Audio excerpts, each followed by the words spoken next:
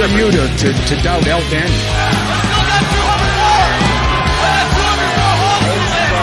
This is Robbie Eagles. This is the loosest in Australian wrestling, Adam Brooks. Hi, this is Mimic. This is 5 times the world's heavyweight champion, the Scrap Daddy himself, Scrap Iron Adam Pearce. This is Brian Alvarez, and you are listening to Wrestle Radio Australia. Welcome to the show, folks. My name is Josh Armour, and thanks very much for downloading Wrestle Radio Australia. This is our first episode. Oh, yeah! G'day, this is Big Brody Marshall. This is Brian Alvarez. This is Dean Brady of the Millennials. This is the Jurassic Punk Sid Parker. How many of you guys have heard the term kayfabe? Hello, doggers. This is Jay Hunter from OSW Review. This is Matt Grim Basso. This is the loosest in Australian wrestling, Adam Brooks. This is Scrap Iron Adam Pearce, and you are locked in to Wrestle Radio Australia. Game, I in the game, I'm champion, I'm Triple H. Undertaker, I'm your maker, bury the brother like Kane. Ooh, 1-3, hit the tombstone, hit the choke, slam on face. Ooh, yeah, like a macho heel, turn like a muscle. If you sell a lot of tomatoes, I'ma keep a couple models. Ooh, and you may call me HBK. When I'm tuning up the vein, you best be getting in my way. Ooh, yeah, I'm degenerate, I love it, yes, I love it. If you ain't down with that, then I got two is what you suck it.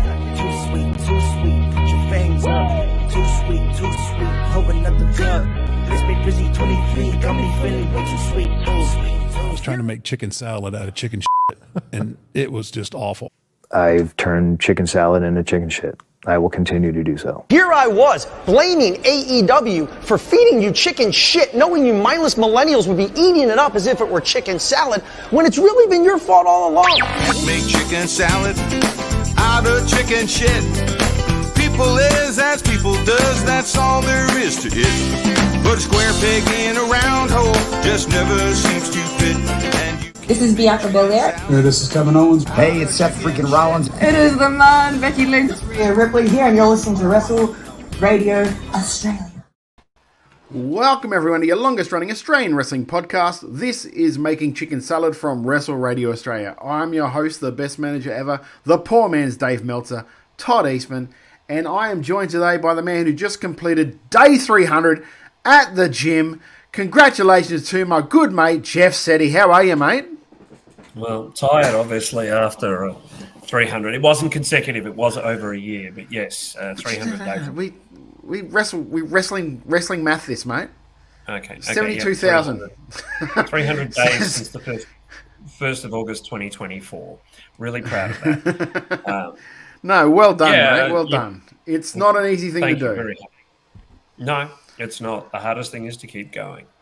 But I'll be back there tomorrow. Can't stop, won't stop. That's exactly right, my friend. And just like us for 11 years now. Can't stop, won't stop.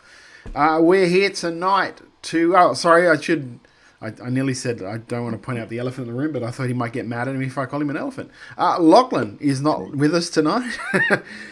He's off on a school camp. I thought he graduated, but there we go. We never know.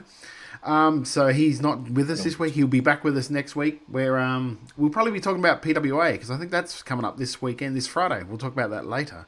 Yeah, so I think PWA and Summerslam will be the big topics du jour next week. But this week, we have Slam Pro Wrestling League 14, which is like, if you don't know, then you should know by now. Slam Pro Wrestling League is a fed out of Canberra, and one that have really, in the past 2 years, have really just sort of exploded onto the Australian scene, Jeff.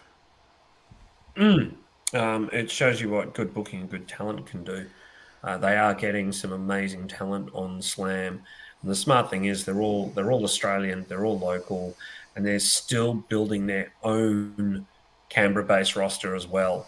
Lachlan and I were at Rage in a Cage late last year, and they've just kept that momentum going. Yeah, that's a good thing. They've brought in, like you said, they've brought in all this talent from interstate to sort of like bolster their roster while their actual like students get ready, and eventually they can pare back a little bit more in the interstate, a little bit more, until it's just going to be all of their homegrown guys that have been smartly brought up over the few years to be like, to have that crowd own them as theirs. So it's a really good thing that they're doing it at Slam Pro Wrestling League, and it was a really, really good show, I thought. Yeah, I like this a lot. I thought this was a lot of fun. Of note is that the people that they're bringing in are the best in the country. Like, yeah. they're not bringing in schlubs. They're No. not bringing in people who are brand new out of a place. They're bringing in people out of training. They're bringing in people with reputations, with ability, and it's really, really impressive to see. The other really nice thing about Canberra is that the crew they've got there are young, they're hungry, and they really want to be successful, and that's so nice to see. Because only with that attitude can a wrestling federation excel. Yeah, and not even just for their local product. The presentation looks great. Just if you were there live, it would look really great.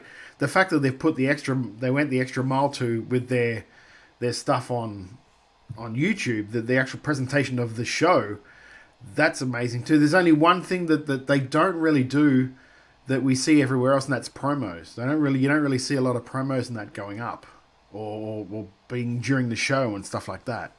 Yeah, you don't, which I find a little strange, but it might be because they save the promos for their bigger shows as well. Yeah. So they'll save like Rage in the Cage had 2 or 3. So they save their promos, and they put a lot of promos on their socials to build the shows up. But I think that their attitude might just be, fuck everything else. Let's get to wrestling. Let's get to what people have paid the money for, which I kind of like. I kind of like that attitude. Yeah. Speaking of which, mate, let's get to what the people. Well, we didn't pay for it because we're lucky enough to get to see it for free on YouTube. The first match is a match that probably could have main evented the show if it wanted to. Slex defeating Mikey Broderick. What did you think of it, mate? Oh, I like this. I mean, I'm a fan of Slex. He's a great performer. He's one of the best the country has, and the argument is pretty small. I mean, we did have Tommy Knight as our wrestler of the year last year, our Australian wrestler of the year, and he spent half of that time tagging with Slex. So that's he made Tommy look good in some ways. I mean, Tommy didn't need much help. He's fantastic. I like this. I like Mikey Broderick. I like what he does, and I like that he's not relying on the happy-go-lucky guy in Canberra. He's a bit more harder edged, and I like that a lot. And I thought the match was fantastic. This might sound very intellectual. I love the juxtaposition of the fact that if this match was anywhere else in the country, Slex would be the heel and Mikey would be the babyface. Yes. But here in Canberra, if Slex was the uber babyface out there, like patting kids on the head and giving them the sunglasses and all of that gimmick, while Mikey was there, like fobbing off the crowd and doing that until the end of the match, where it looks like maybe Mikey's made a bit of a turn. Well, it's interesting that what has come up at the end of the next match might feed into this. I don't know if it's a full turn, but I mean, if you follow my train of thought, and we will come to it at the end of the next match, then I think that this is a really interesting direction to go in if they're going to do what I think they're going to do, and hope they're actually going to do. Yeah. But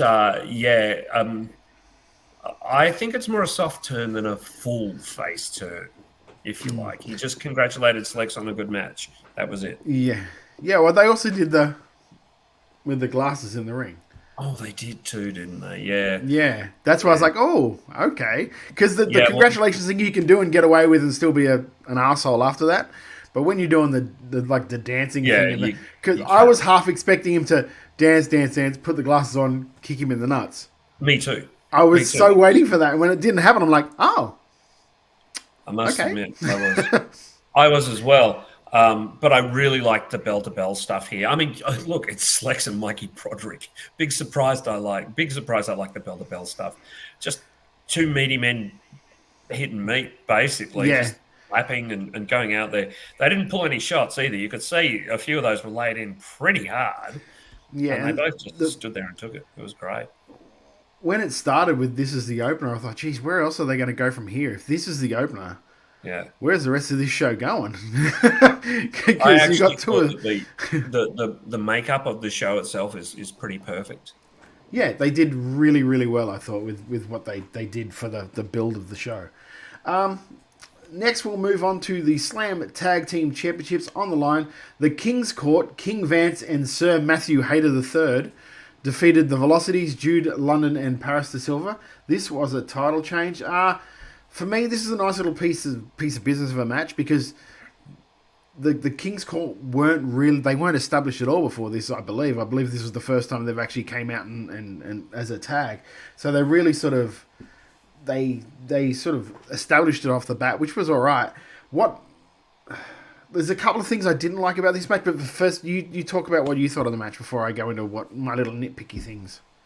I think the match... I like King Vance. I think King Vance is a great character.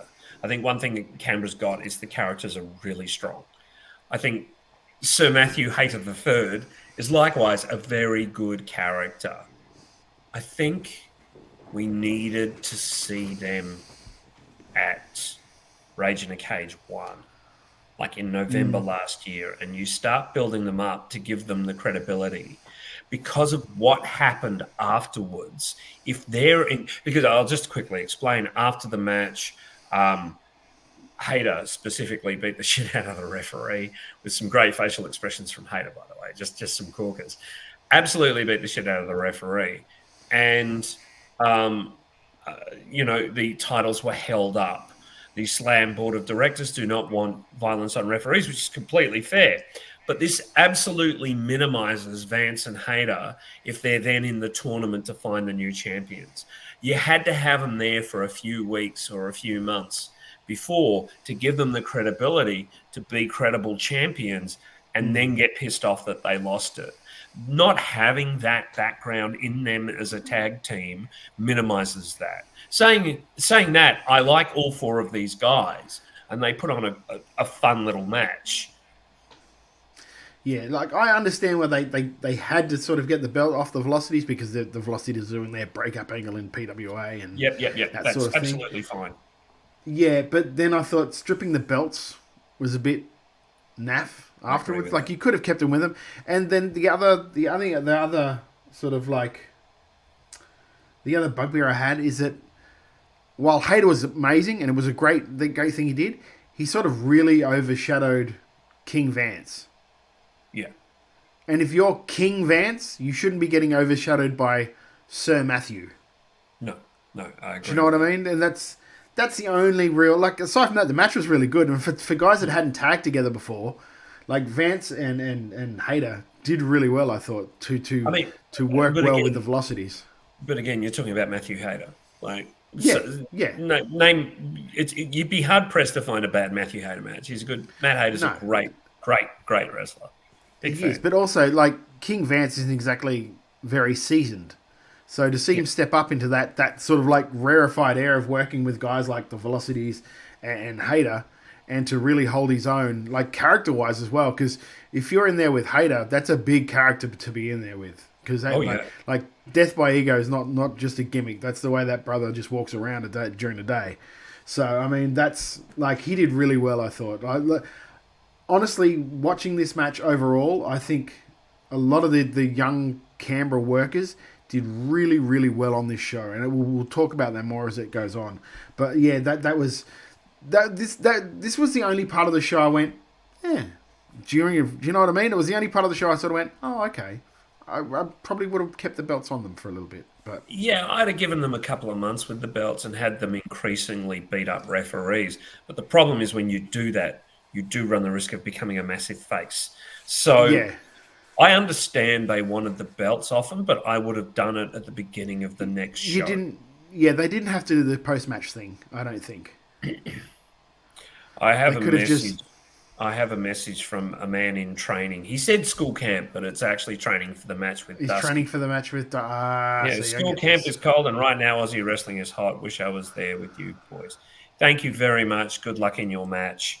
I'm not accompanying you to the ring, no matter how much you ask. It is actually pretty cold up here. For Brisbane, it's pretty cold this winter. Well, it's pretty cold. Let's compare notes just quickly. Well, sorry, friends. This morning here where I live, it was like -1 when we got up. It's about the same. It's That's about the pretty same. cold. And that's very cold for Brisbane. Yeah, it's very cold for Brisbane. That's really cold. Anyway, what wasn't really cold was the rest of this show. So let's. Exactly. I'm trying to segue. See, I'm trying to do the Lachlan thing. You're doing well. You're doing well. The next match we had was Vinnie Bronson with Josh defeating Randy Chambers. Personally, I thought this was a really good match to re-establish Vinny because the last couple of shows we've watched, he's pretty much lost. He's lost his mojo a little bit. Yeah, so to see him like come back and have this sort of strong re-establishing match, I thought was really good for this gimmick. I like Vinny so much, and yeah, part of that is because we did get Vinny on the show and he was really fun. But I really like the pairing of he and Josh. I like the fact that Josh has been reprimanded, so he's been told to behave himself better, so he's trying to. I enjoyed this match so much. It was kind of your scientific match for the night, really. Although the main event didn't lack any science either. But I like what Vinny brings. I think Randy Chambers bounced off him really well. They had really nice in-ring chemistry. And I'd like to see them have another match. I know they've had one. They've had two, and it's gone one each way. So I'd like to see a third to break the tie. And, maybe get these guys to tag. I think they'd be a great little tag team, to be honest. Good opponents often are. So it's hard because I think, like, as this show goes on, sort of like Vinny's moved off into that thing with Hugh, which we'll talk about. Very much later as well. But yeah, this was a good little match, I thought. It was a good little... There was nothing really on the line for it, so it was a nice little break up between what was going on for the rest of this show. Yeah. If that makes sense. I agree. The next match we had was an impromptu match, because I don't think this was advertised as being on the show, because it was just advertised as the Backslide Girls performance. So it was the Backslide Girls getting defeated by Jim Bro Jesse and Rita Stone. What did you think of it first, mate? I really like what Rita brings. I hadn't seen her before, and she's very striking and really... who does she remind me of? The English girl that was in Progress for a while and then went to WWE UK NXT. I can't remember her name right now. She reminds me a little bit of her, carries with the same sort of attitude, but a face and not a heel. I didn't like how they got there. It took too long to get where they wanted to go. The segment before drag, just to be honest, segment before drag, I would have had Rita stop the song a couple of, maybe a chorus earlier and really cut it off and really get that face reaction. There was a bit of blah, blah before she came out. And, that might not be why. That crowd, Jim Bro Jessie is huge in Canberra. Gosh, is she over, isn't she? Yeah, and she so really good is. to see. And such a fun act. Jim Bro is just a great act. And, you mentioned 300 days at the gym. I reckon she goes 600 days a year. She finds a time machine, goes back in time and puts herself in the gym twice a day. She's in incredible shape. But the match itself was reasonably entertaining, yes. I like what Kingsley and Shea Cassidy do. And I think Rita and Jim Bro tag together really nicely. I like the fact that the Backslide Girls now are leaning into actually singing badly to get that heat instead of actually trying to sing. Like, you could tell Kingsley was pushing that tone just that little bit, what's her name used to do for WWE? What's her name? Not Beth Phoenix. She had the... You know who I'm talking about. Yeah, she had the... her. It was it reminded me a bit of that, but I was like, good, this is what they need to do. Instead of actually singing decently, which is what she's been doing at PWA and that, because I guess that's more of a facey sort of a version of the Backslide Girls. Right? Really leaning into singing sort of averagely to get those boos out of that crowd, because that's what you want for the heel. You don't want the crowd to want you to keep singing. They want you to shut up. So that's interesting because Kingsley's also sort of a heel here as well in MCW. She's okay. Yeah, she is too. I was really impressed with Shea Cassidy in this. I haven't really, because most of the stuff I've seen with the Backslide Girls has mostly been, I think Kingsley doing a lot of the in-ring work. I hadn't really seen a hell of a lot of Shay in-ring, and I thought Shay was really good in this. Also, I can see Jesse coming along really well from what I'd seen before. Like, when we first sort of started seeing her at Slam, it was like you could see the greenness. But now it's sort of like you can see her getting better. You can see her being more comfortable in what she's doing in ring, which is really good to see. Well, I mean, we were thinking of Gillian Hall, by the way. There we go. That's the name. Thanks for letting me know that, Lachlan. Sending that on message aggressively, and thank you that we didn't know. No, look, I really enjoy watching Jim Bro rise. It's not. It's going to take. This actor is going to take off all around Australia because she's beginning to really back it up in the ring as well now. Yeah. The only thing that was a bit off was I think Rita didn't quite get around for the 450, sort of like double knees into poor Shay. I hope she's okay off it because that looked that looked like a rough bump to take.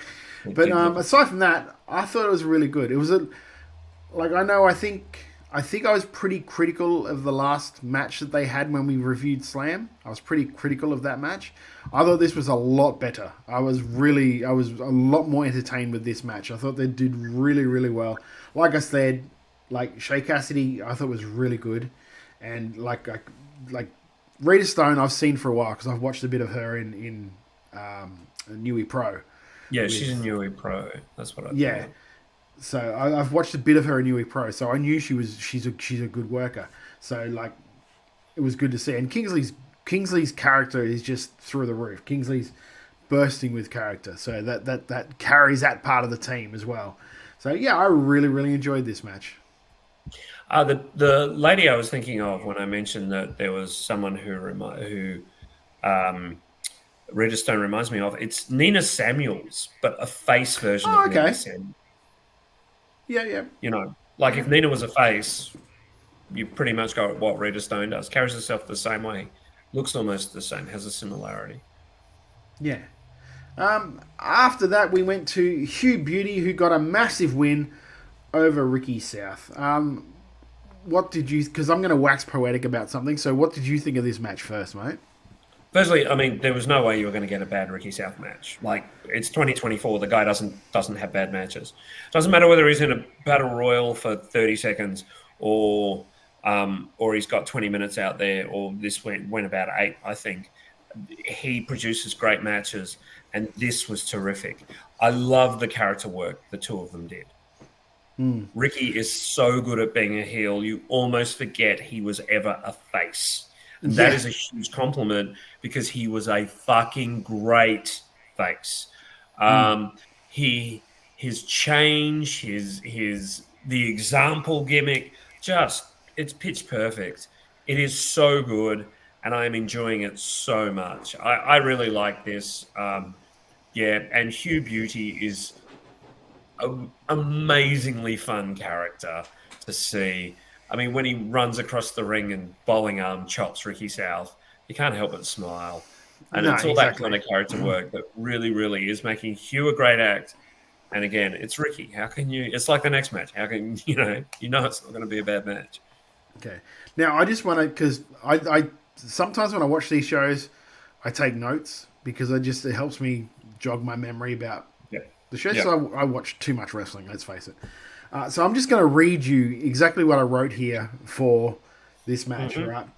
If I was given the task of starting a national company, then Ricky South would be my big heel, my Gunther. He's so good at what he does. His size, his believability is second to none. I know we had Slex and Mikey, who are absolute Greek gods, open the show, but for me, Ricky is the one. Hugh is a great gimmick and very over with the crowd, and the feud with Bronson is a perfect match of gimmicks, but Ricky South, and I know this isn't a match that we would talk about like in a year or when we're talking about match of the year. We're not going to talk about the match that Ricky South had with Hugh Beauty. But for me, this was a match that I watched and I just went, Ricky South. There's a couple of matches like this tonight where I looked at this and Ricky South is an absolute star. He is someone who I would build a company around in a heartbeat. And I'm surprised that more companies don't really take advantage of how good he is. Oh, absolutely. And he's also, I'm pulling the curtain back a little bit, but Rick's also just such a lovely human being. He is. I shouldn't say that because he's a massive heel, but he is. He's a whatever you want Rick to do, he'll do. He's that kind of bloke. And he came down and he's making Hugh Beauty. He's making him. Yeah. He's making him a bigger face.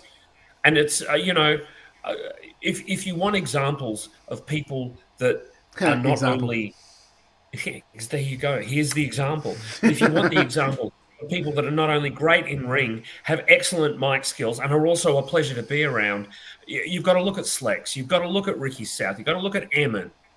You've got to look at Luke Watts. You've got to look at Carlo. These are people that are, they'll do what you ask. They're really nice people. Got a lot of time for them.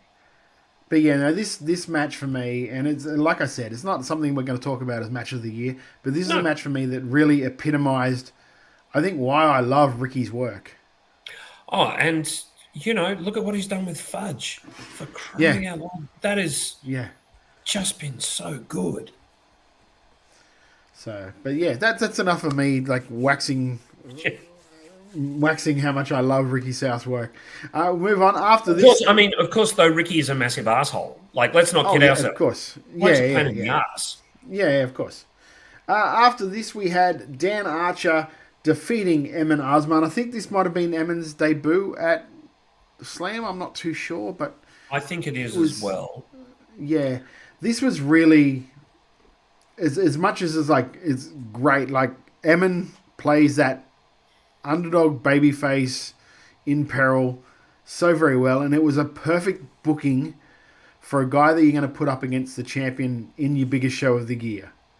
Like, putting Dan Archer against someone like Emin Osman is a perfect booking if you're going into something like this with Rage in the Cage. So I thought this was Archer continues to impress me. He's the absolute right pick to be Watts' big challenger for this cage match. If you're not going to put Mikey Broderick in from this normal stable of local Slam workers, Dan Archer is your number one pick after that to be in that match with Watts, and it's going to be a really good match, I think. I mean, I'm unashamedly a fan of both of these guys. I've waxed lyrical about Emin both as a face and as a heel. For the sympathetic babyface, he is an amazingly good heel. And I'm excited about the fact that they've got him tagging with Carlo against the Natural Classics at the next MCW show. But saying that, I like this match so much. A good big man against a good little man is so good. Mm-hmm. And Archer is constantly improving. You can see he's someone who's always learning. He's got the vacuum around him. He's got great size. He's got great ability. I wouldn't be surprised if Luke drops the belt to him. Yeah, there's a good chance. It's going to be exciting. It's going to be a cage match again. So that's gone quick when you think about it, because he won that belt at Rage in the Cage. That year has gone really quick. November. So we're still a few months from it. Yeah. But November. Yeah.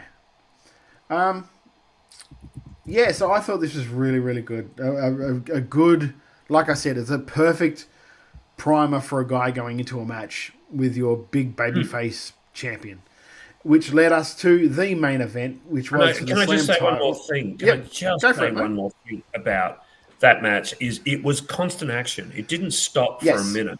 It just go, and they both bought it so well. Really impressive. Yes. Yeah, it was really, really good match. The next match was our main event. It was for the Slam title. Luke Watts defending his title against Cash Money Carlo Cannon. Carlo hasn't been on the Australian scene that much because he does a lot of stuff over in Malaysia, I believe it is. But hasn't lost a step. Still really, really good. Carlo spends a lot of time in Malaysia and trains a lot of people down here. There's a lot of Carlo's kids that are coming through now. They're all Vicious really Pursuit. Sorry? At Vicious Pursuit. At Vicious Pursuit. If you want to get trained, Vicious Pursuit and Mayhem Pro, they're the places you want to look at. Alongside, of course, the PCW gym. Let's not forget those boys out there. Tricky and company. Carlo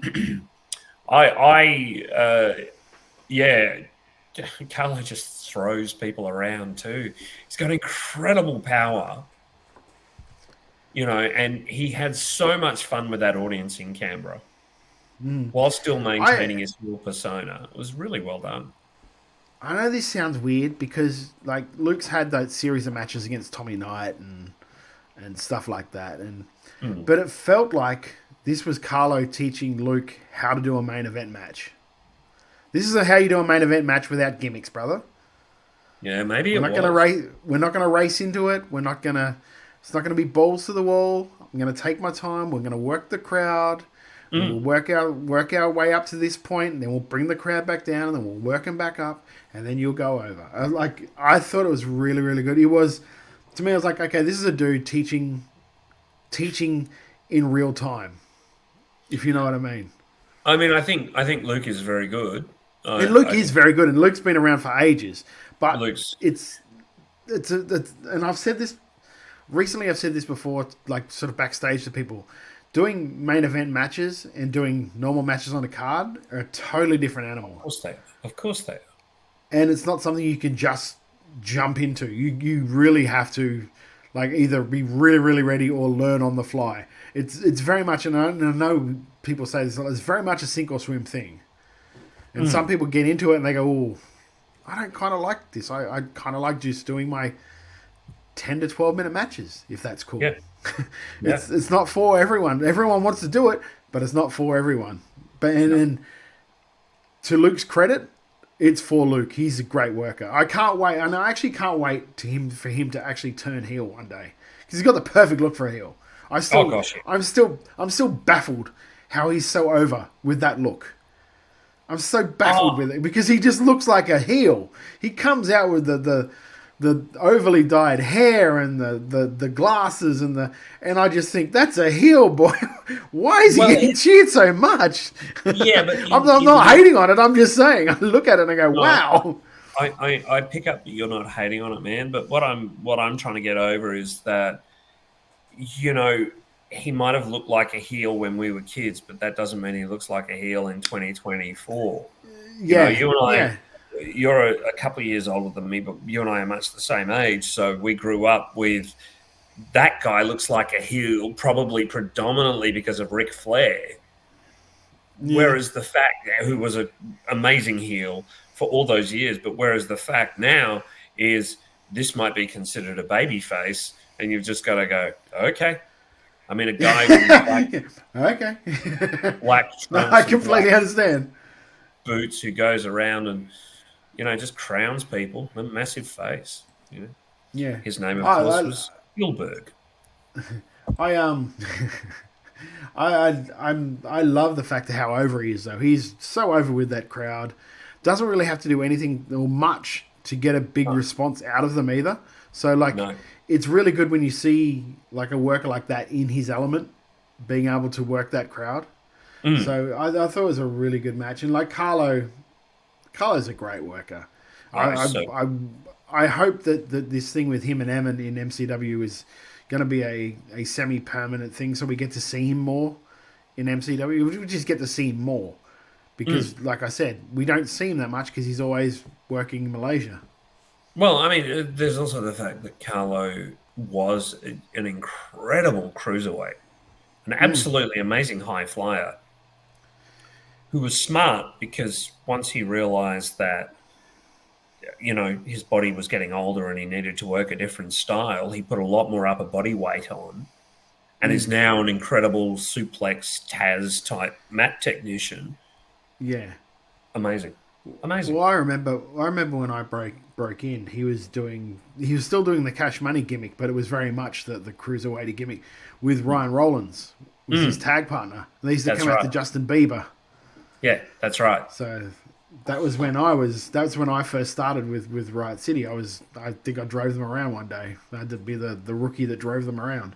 So yeah, I remember him from that, and just he was a great worker. He was a great worker then because of where he came from. He came from Lance Storm. He came from Lance Storm Academy. He's like, and I don't think I've ever seen Lance. Anyone who's dedicated to wrestling, if you are dedicated to wrestling and you want to learn, Lance will give you all the tools you need, and that's 100% what he's done with Carlo. And Carlo's made the most out of it that he could. Like started his own school.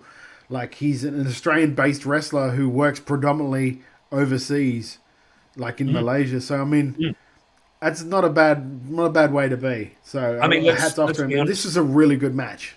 If Malaysian wrestling got the profile that Japanese wrestling did, we'd be speaking about Carlo the same way we speak about Robbie. You know, it's exactly the same. Yeah. You're not wrong. Robbie and Shane and Mikey. So, but yeah, a really, really nice match. The slight surprise at the end, like it was a quick pin. It wasn't, hugely built up. It shows how dangerous Carlo is. So it was beautifully done. I really like the way they moved together. They had a really nice syncopation and worked really well together, showing that they spent some time together that day. And just really nice. I really like what they bought, and I'm enjoying Luke as a champion. I think Archer wins and Luke turns heel. Archer will stay a heel, but I think Archer wins and Luke turns heel that night. Sorry if I'm ruining your booking ideas, Luke. There was a bit of a post-match thing where Dan Archer attacked Luke pretty much straight after the pin, and tombstoned him on a chair and then put the chair over his neck and threatened to break his neck unless he got the Rage in the Cage main event. And he got the Rage in the Cage main event and then decided to stomp on the chair anyway. So very heel action. There was no way he was getting cheered coming out of that. Very much setting up Rage in the Cage to a nice little... There was something going into it when I'd seen it, it was like, okay, it's Luke Watts and Dan Archer. That'd be a really good match. I don't see where it's like elevated enough that they would have it in a cage. Like I'm generally, especially like with WWE, when we talk about like Hell in the Cell and that, and they just go, oh, these guys are going to be in the Hell in the Cell this year. And I was never a big fan of that. Like there has to be some sort of thing going into it. The way they booked the end of this show, there's something going into that now where they want to be into a cage with each other, or at least Luke Watts wants to get into a cage with Dan Archer, which I like. I like the fact that there's at least a reason why he'd love to get him in a cage and be able to beat the hell out of him where he can't run away. I like that. Overall, what did you think of the show, mate? Give me a 10,000 foot view. Sorry, mate? Give me a 10,000 foot view of the show.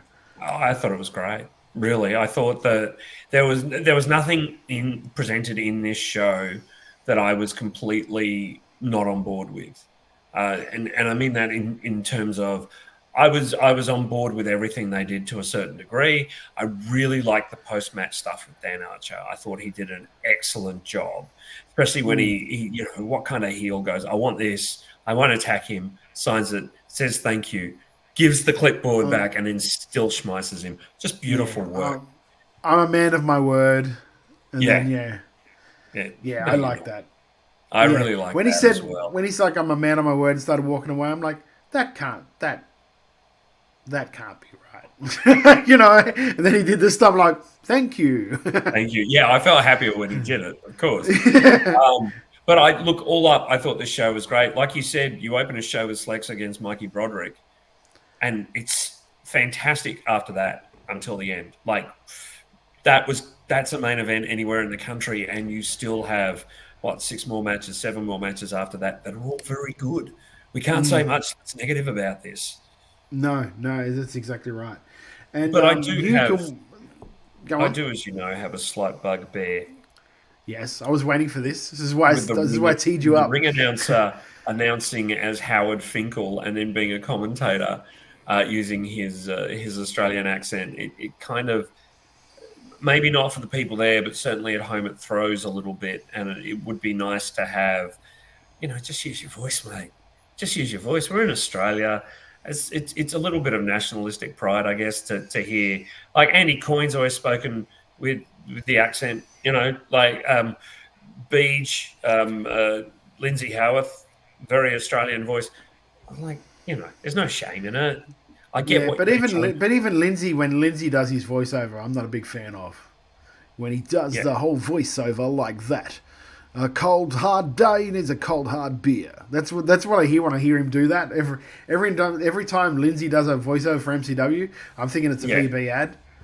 Yeah, a hard man needs a big cold beer. And the best cold beer is Lindsay. But I do think there's a huge difference between that and the following contest is scheduled for one fall. Putting on an American. But then again, like for all we know, that could just be an artistic choice he's made. Oh yeah, and they're just gone. Okay, go with it. Whatever you want to do, brother. More power to you, man. But if you love the thing, go for it. It would be nice. But aside from that little gripe, the production on the show was great. The introduction for the beginning, the ring announcer's mic wasn't looped to the sound desk, but they fixed that mighty quick, and that was good to see. The camera work was pretty solid. I really enjoyed it. And how good is it to have, and I'll talk about this more later, but how good is it to have Australian wrestling on YouTube? Where you can just go click and watch it. Yeah, so if you want to check this show out, if you haven't checked the show out yet, go onto YouTube, just type in Slam Pro Wrestling League. It'll pop up there. There's a few of their shows now that are up online, full shows that you can watch. Do go and check them out. They're, like I said, they've only been around for, I think, 2 years, and they have really burst onto the Australian scene. My hat is still on, but my metaphorical hat is very much off to them for the work that they've done and how much they've been able to grow and really establish a footprint in Australian wrestling in such a short time. So, go and check them out. If you are planning on going to Rage in a Cage 2 at the AIS Arena, know that tickets are moving quickly. So you kind of want to get in on that really soon because they're going to go and you don't want to be left going, I could have gone too. You want to go. So get your tickets, particularly if you're in the Canberra area. So let's talk about what's on this weekend around Australia. We've got a couple of shows that are on around the country. Big thanks to Michael Lee from Australian Wrestling Community Facebook page. Every week he puts up the shows that are coming up around the country. So if you join that group, or if you can find that group and you're an Australian wrestling fan, do join it. He puts them up every week. So if you can find something that's in your local area, go and check them out. First up, we have New South Wales Pro Wrestling Australia PWA has tables, ladders, and chairs this Friday night. It is also live on YouTube. So if you want to watch it, you can watch it live on YouTube this Friday night. I've really not seen what's on this card that much, to be honest with you. Aside from, I think, the velocities facing each other. Yeah. Aside from that, I haven't really seen too much that's on this card. It's still going to be a really good show, I think. I think there's a multi-person match between the Backslide Girls and Streamer and one other from that crew. It's not Everett Connors, it's someone else. Okay. Going up against Third Eye. The Third Eye, is that what they're called? Okay, yep, Third Eye, yep. Xander. Yeah, Sullivan. because Third Eye kidnapped Barnaby. How dare they? Bastards! I can't believe I said those words on a podcast in 2024. But I think that's on the card as well. Look, it's going to be a good show because PWA shows always are. So yeah, live on YouTube on tomorrow night or tonight, depending on when you're listening to this. Check it out. Yes, Friday night, August the 2nd. Live on YouTube. This will be what we will be reviewing for next week. So do check it out, and you can join us here and have your 5 cents about what you thought of the show yourself. Also on Friday night, IWA have a show on the Central Coast. Go and check them out. Newey Pro have a show, Shattered 5, on Saturday. In Queensland, we have Atomic Pro Wrestling in Toowoomba, the Powerhouse. Get around those guys. They're a new, very much like Slam. They're a very new fed coming out of Queensland. They've been around for a year and a bit, I think. Doing really good work up in that Townsville area, that Toowoomba area. Sorry, Townsville, because I was thinking about the next one. QWA have Lead from the Front on Saturday as well. That's up in Townsville. So if you're up in that area, go and check those guys out. Queensland Wrestling and QWA doing really, really good work up there. Just a solid, great group of wrestlers and people running that place. It has really done an absolute 180 from where it had been a few years ago. in the backstage and that sort of thing. They've really like pulled everything together, and just a great group of people running that place, and highly recommend going and checking that show out this weekend on Saturday. And finally, in Western Australia, Lucha Fantastica has the Cantina Brawl Perth. It's a bit of a difference. It's not like an ongoing thing. You've not got storylines. You haven't got anything like that. Just a whole bunch of guys in lucha masks doing a whole lot of flips and fun. So go and check that out if you're in Perth on Saturday. Also, future shows coming up. We have, of course, MCW Vendetta on September the 7th. The main event, of course, being Slex defending his title against Caveman Ugg and Tommy Knight. Also on the card, we have the MCW Women's Championship. Erica Reed defending against Kingsley. The Icons, Rocky Minero and Adam Brooks, are defending the MCW Tag Champions against the Pariah. Robbie Thorpe is defending his Intercommonwealth Championship against Lucky O'Leary and the Tuckman. The Natural Classics against Carlo Cannon and Emin, which will be really, really good to see. And also Edward Dusk against Ricky South, which will be an absolute banger. Yes, it will. This is a great card. No doubt. Yeah, we've still got like a month to go before this card, and it already looks absolutely stacked. I think they're selling standing room only at the moment there, so if you want to get there, I would get there quick. mcwtix.com.au for those tickets. I'm not too sure if many more matches will be announced, because that looks fairly stacked now. But MCWTix, mcwtix.com.au. Get your tickets. Like I said, standing room only at the moment going on there. So do get around it. Also, Stream Horizon is the new home of MCW, exclusively streaming every MCW event from 2021 onwards. Free access to every show between 2021 and 2023. That is, of course, on Stream Horizon. Get around them as well. And also, we didn't talk about it at the start of the show. I completely forgot, because we were talking about you doing your 300 days. Did you go and check out Renegades this past weekend? Yes, I did. It was an excellent show. I mean, I got to see Kenta wrestle live.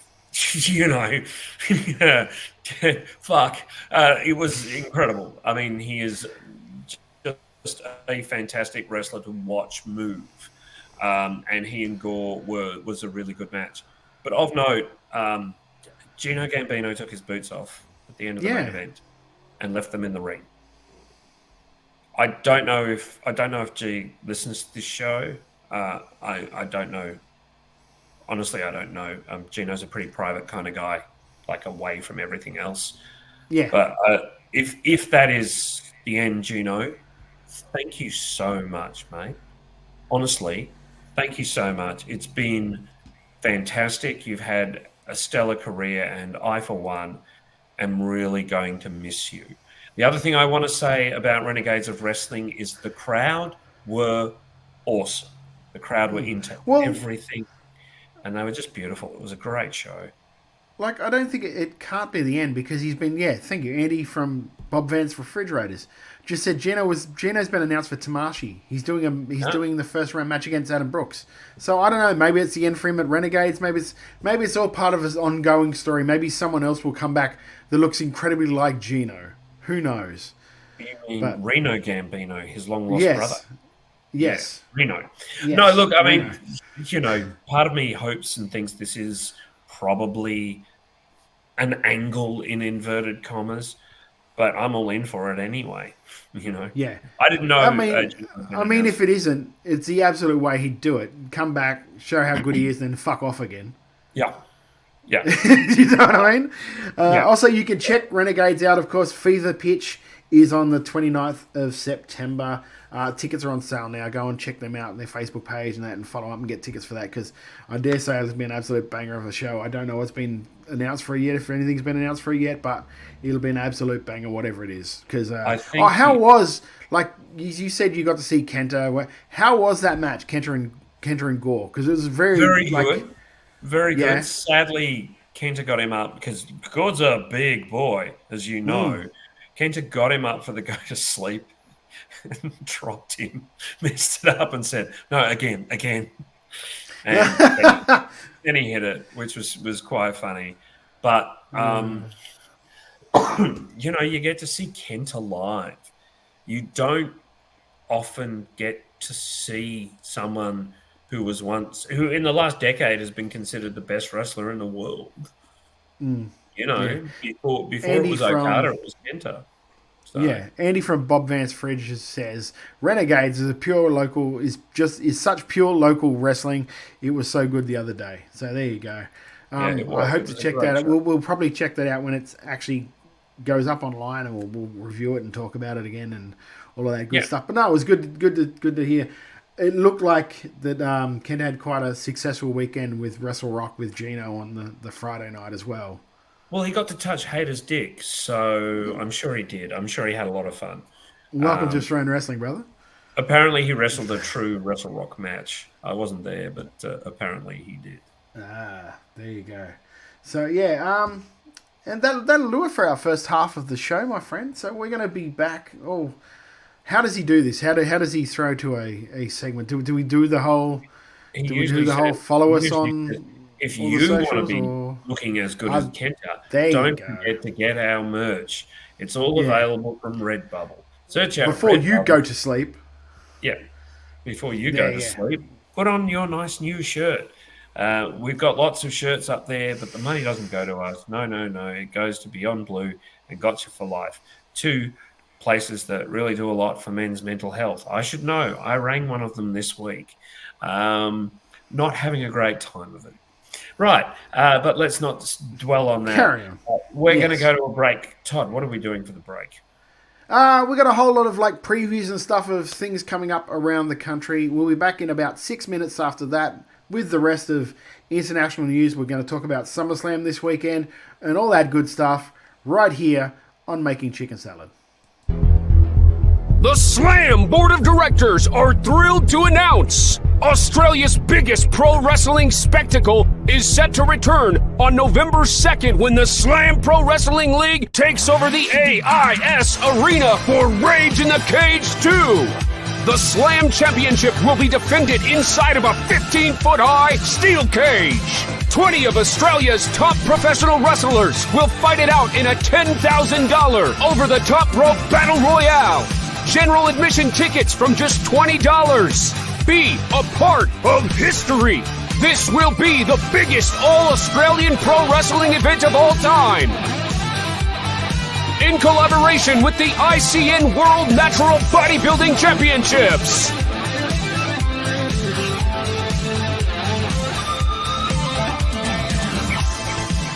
Rage in the Cage 2.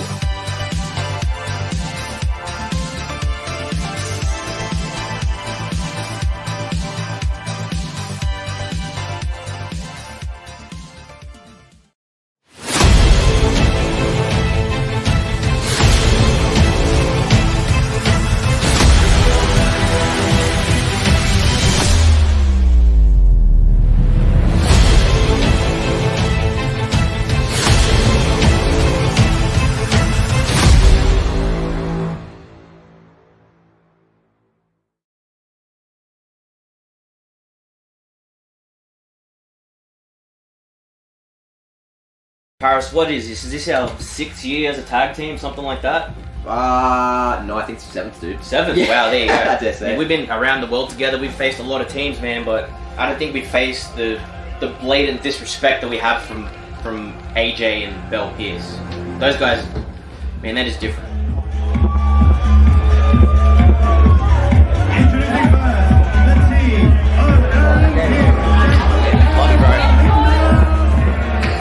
One of the most iconic tag teams in PWA history.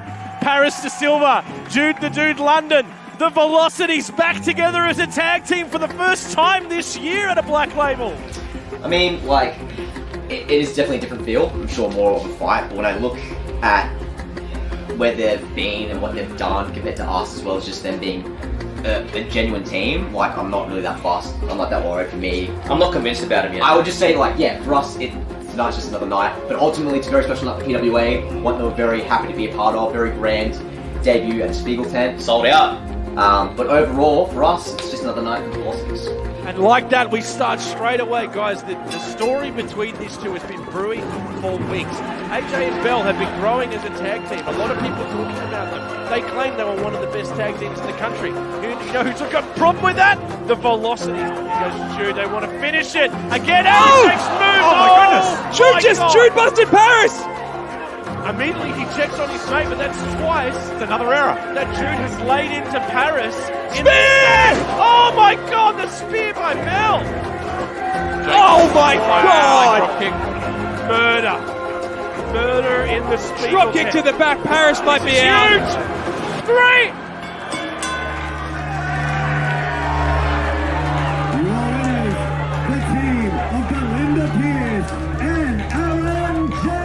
Guys, this is a monumental win for Aaron Jake and Bell Pierce. They have just beaten the Velocities.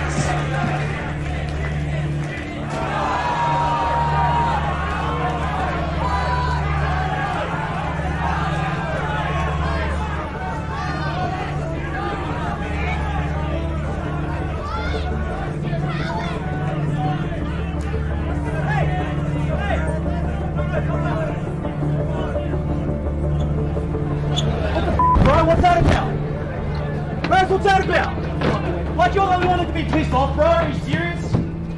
Hey, talk to me. Talk to me, dude! It's gonna be like that, huh? It's gonna be like that. After everything. 7 years, what is it? 7, 8 years?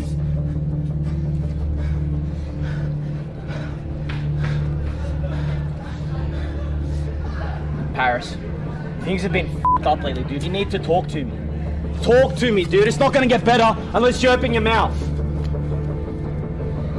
You won't talk to me? You won't talk to me. It's gonna be like that. It's gonna be like that. Bro, I'm begging you. I am begging you. I'm pleading you, dude. This is my life. This is your life. This is us, bro. Please.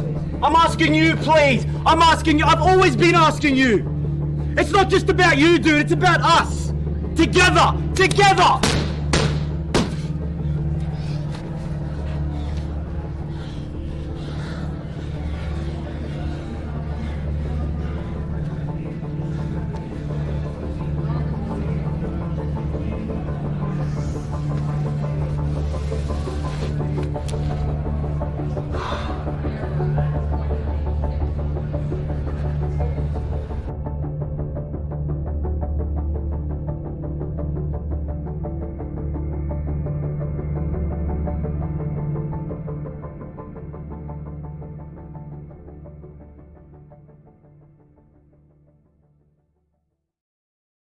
There you go. If that doesn't get you pumped up for that show, just that little, again, PWA just showing how it's done when it comes to promos and like vignettes like that. That's some great stuff they do.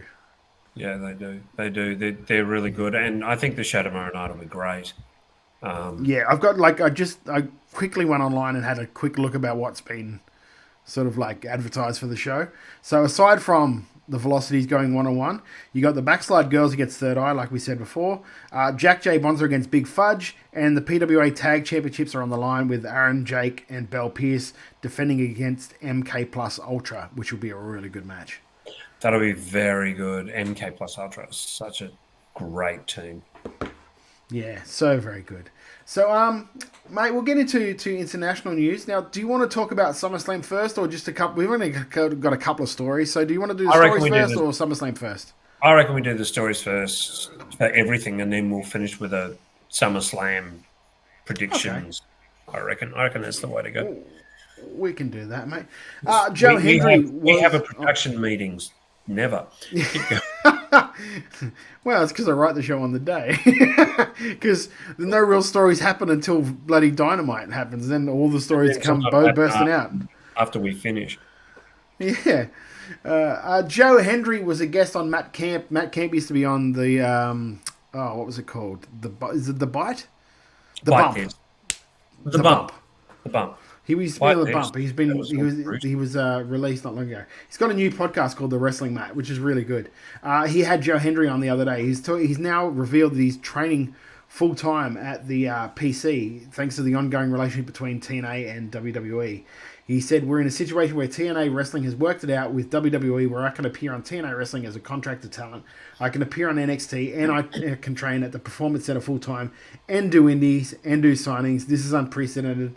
It's never been done before in the business, so thank you to TNA and WWE for figuring it out, Hendry said on the show.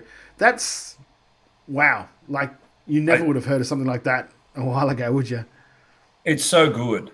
And I'm saying it's so good because WWE is smart enough to realize that Hendry has an upside that is like huge. The fact that the fact that they're promoting him that much. Yep. And he's a TNA contractor talent, and they're promoting his boots off. Yep. The fact that his theme song, he wrote a 15-second song to come out to, and then had to extend it by a minute and a half, and it became number one in the British iTunes chart. I mean, that is absolutely amazing. I mean, I think, and Hendry's a good muso. He's not Elias. He's not a one-trick pony. He's actually a very good muso. He writes a lot of the songs that he performs and things like that. And he actually tuned his guitar at the show on Tuesday, which was nice to see. I think this is just good, both for Hendry and also augurs well for other talent through TNA that get a really massive reaction. Like we've seen before where they've had people from other feds working in NXT and sort of stuff like that. They just had Hendry just do a promo spot. Yeah. That's all he did this week on Great American Bash. It was a promo spot. Unprecedented. Never would have heard about it. Today on today's Marigold show, Julia revealed that she has 5 remaining matches in Japan, with her last one scheduled for August the 19th at Kurikan Hall against Mai Sakura. Yeah. Julia said, Mai there Sakura. We go. I miss Lachlan right now. I don't. Julia said on I think it was Wrestle Universe, it was posted on X through Wrestle Universe. The match on August 19th at Kurikan Hall will be my last in Japan. I'm going to challenge the world of professional wrestling.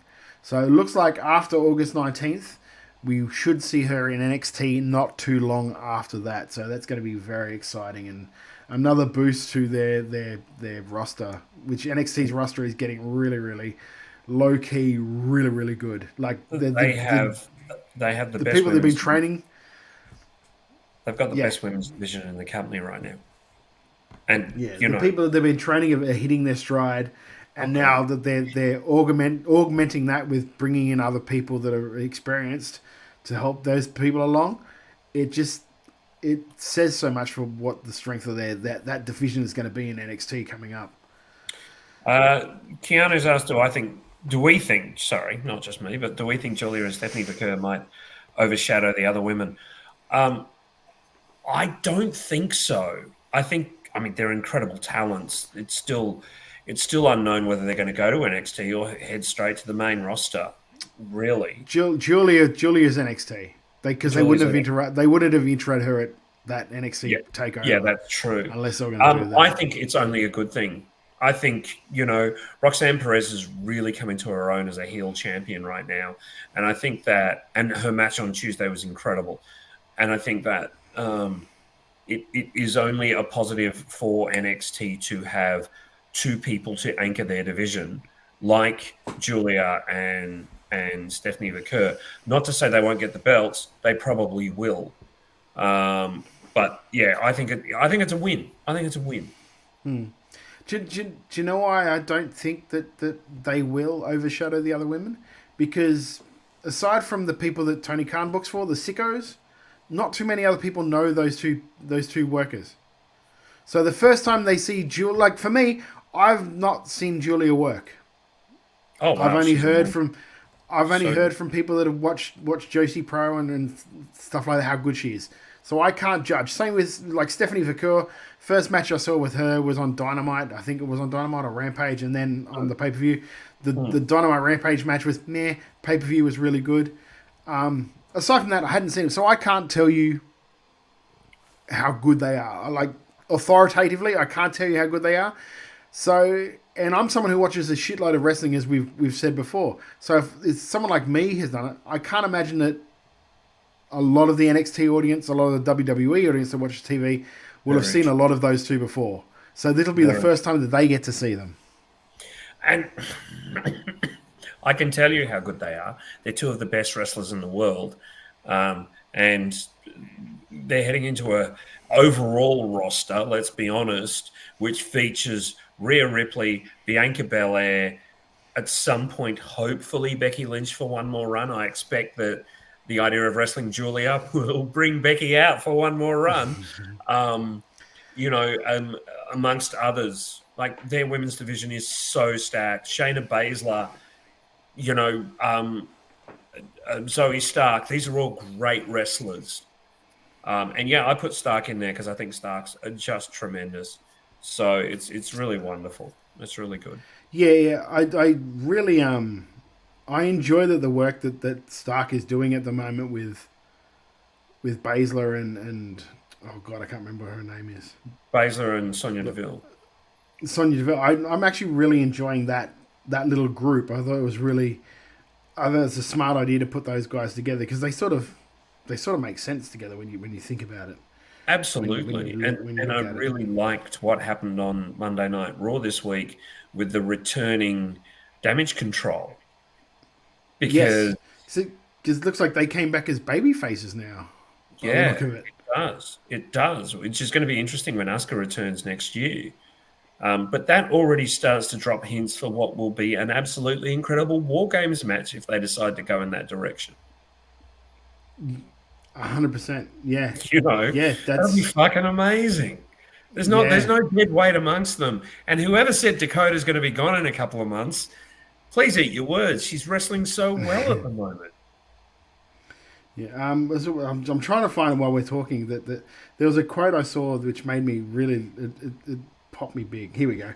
Somebody, the name is Push Wrath on X. They said it's hilarious how much Japanese wrestling fans love WWE and Western fans of Japanese wrestling despise WWE. I thought that was a really funny quote because they just did Japan the other day. WWE did a tour of Japan the other day, and those shows were massive for them. Yeah, they were absolutely huge. I think, and I'm a WWE fan, but I also watch most of the G1. You can't. That's just an overgeneralization. Oh, not when you look at places like X. Like mostly, you see Japanese fans. They hate WWE. Japanese fans and AEW fans sort of really hate WWE. It's just what it is. It's one of those things you just okay. That's cool. Yeah. You do you, boo, sort of deal. Do you want to talk AEW news and then do the cards, or do you want to do Summerslam? Let's go with AEW news. I don't think I can be seen at the moment, so let me just stop my cannon and restart it and see if that. No, that's all right. At least you got like a half smile. You got a half smile that I can see, mate.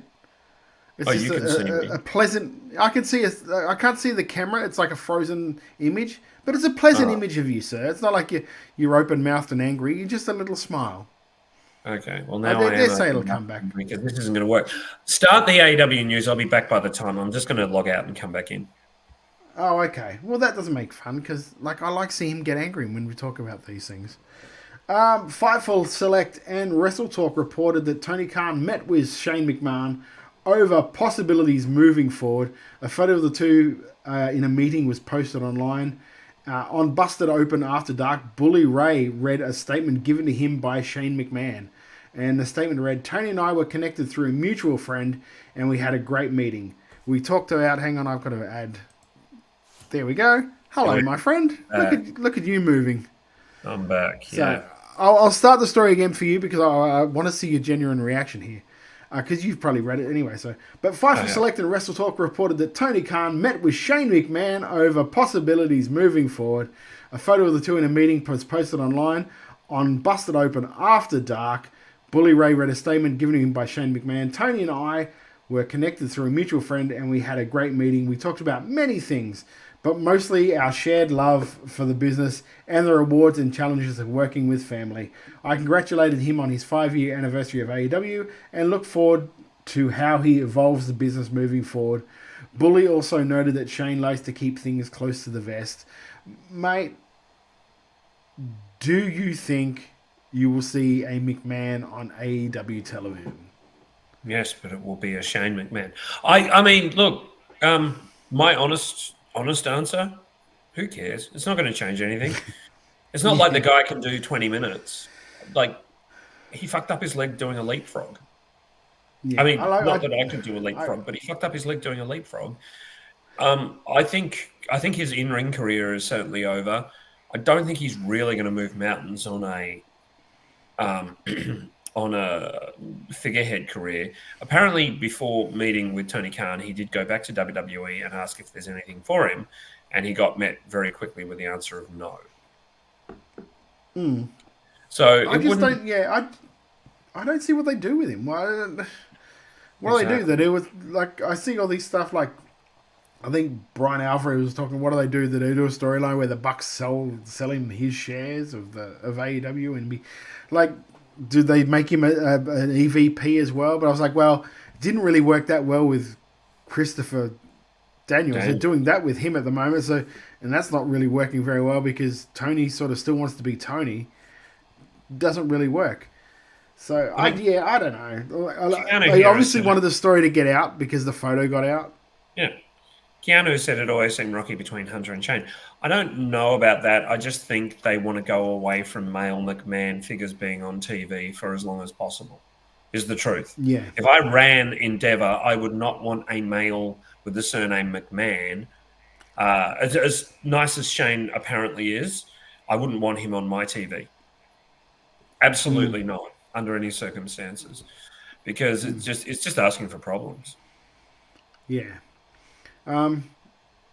Yeah, maybe he could work. Sorry, Alex Fireheart says, I mean, I could see Shane helping out behind the scenes maybe, but that's about all I'd ever want. Yeah, I'm not even sure about that because I heard like there was some, I think it was like Rumble 22, he tried to book it and it was that bad that even Vince sent him home. Yeah. So when Vince is sending you home for bad ideas, you're having some bad ideas, brother.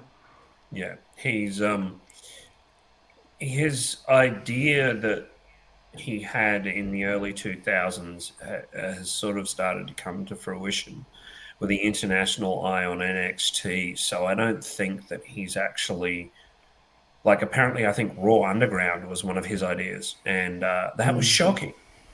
That was absolutely terrible. I mean, it's good when it's called Bloodsport. Yeah. Yeah. But which, by the way, that was a really good show. If you get a chance to check it out, please go and check it out. Great ending. I'll skip that one and go back to it. Excuse me. Sammy Guevara is back in AEW / Ring of Honor. During Sunday's Ring of Honor television tapings in Arlington, Guevara made his return by attacking members of the Dark Order and making the save for Dustin Rhodes. So he's back as a babyface. It was Guevara's first appearance since being suspended by AEW in February, following a match with Jeff Hardy, which he did not follow concussion protocol. By May, it was reported Guevara was no longer suspended, but there was no word of when he would return. So it looks like he's back with Ring of Honor, which is possibly a good thing for him. I think it's a good idea for him as well. Get him away from Jericho. I don't think he's going to be a face for long because the guy's naturally a heel. But lots of in-ring talent. Lots of in-ring talent. I just... It's AEW. It's so hard to care. Yeah, I understand. Look, we've got a story that's up there. I don't want to read it because it's basically going to be part of my chicken shit. So if you want me to read it, I'll read it. But otherwise, I can skip it. No, skip to the end because my chicken shit is AEW based as well. Oh, okay. Well, there you go. A happy medium we're working with. We'll run with what's been announced for All In at the moment. Territory. No. Welcome aboard, brother. AEW All In at the moment is, of course, the main event, Swerve Strickland against Bryan Danielson. The AEW Women's Championship, Toni Storm and Mariah May, which is building up quite nicely, I'll be honest with you. MJF against Will Ospreay for the AEW American / International Championship. And the TBS Championship was announced at Comic-Con this weekend as Mercedes Moné defending against Britt Baker. So we have all of that going into All In yet for August the 25th. So that's coming up before we know it. If We'll go back up. If that was the entire card, maybe with 1 or 2 matches, that is an excellent show. Yeah. Well, it was like Ring of Honor, Death Before Dishonor, which wasn't a bad show, but it still went for 4.5 hours at the end of the day. So Get your hand off it was still a good show, but there was like 6 matches that were announced on the day or some shit like that, or the day before, something like that. What was Bob Vance breaking news here? Not that newly single Britt Baker. Is she no longer someone's baby? See what I did there? I see what you did there. Yeah, there you go. We got SummerSlam coming up on, well, for us it's Sunday, so we get to see it live. We get to watch it instead of coming home from work, for those of you that work and having to watch it later. The August 4th, there's a 3-hour pre-show. You don't have to watch it. I know people are going to complain about it. Oh, they're doing it up against Collision, and that's why they're doing a 3-hour pre-show. Mate, if a fucking pre-show with Booker T talking about matches that are coming up in 3 hours is what turns you away from watching Collision, Collision's got more problems than Booker T doing that show. Yeah. So yep. Let's talk about what's happening on SummerSlam. CM Punk and Drew McIntyre with special guest referee Seth Rollins. Going to be a good match. Don't like the fact that Seth's there, especially when he came out dressed as he came out. Like, this is supposed to be a serious blood feud, and you've got Seth coming out in like a referee blouse and the tightest pair of shiny pants you've ever seen. I don't mind it because it's consistent with Seth's character. For him to do anything else, he's a fashionista. For him to do anything else, it's extremely against his character. I get that. Let him not take it seriously. Let him not take it seriously. But as long as Punk and McIntyre take it seriously and the audience take it seriously, it doesn't matter. It's not like Seth was cracking wise. He just wore an outfit like Seth Rollins would wear. So I'm fine with it. I think you're being a bit nitpicky, to be honest, mate. Maybe. I can see WWE. I can see Punk winning this one. I can see. Yeah, who knows? Yeah, it's a wide open thing. Yeah, I can't see having him lose in his sort of debut singles, but who knows? Who knows what happens with Seth? So you just don't know. The US Championship is on the line. Logan Paul defending against LA Knight. Is this the chance that LA Knight finally gets his title, or is Logan Paul going to win it and keep going? I think so. You know how much of a fan of LA Knight I am. I think so. I think he's going to do it. And, you know, look, he's not the lug-in ring he was when he went up against The Miz about a year ago, which was a terrible match. He's actually improved a lot. He's a lot crisper. I still don't like his finisher. I still don't like that finisher. But I'm there for it. I think it's going to be a bit of fun. And I do think LA Knight's going to win. Are you talking LA Knight's finisher? Yeah, I don't like it. I think it's one of those moves that it depends on who's taking it. Yes. Yeah, absolutely. Like if someone who can really bump for you can take it, it looks fucking great. Yeah.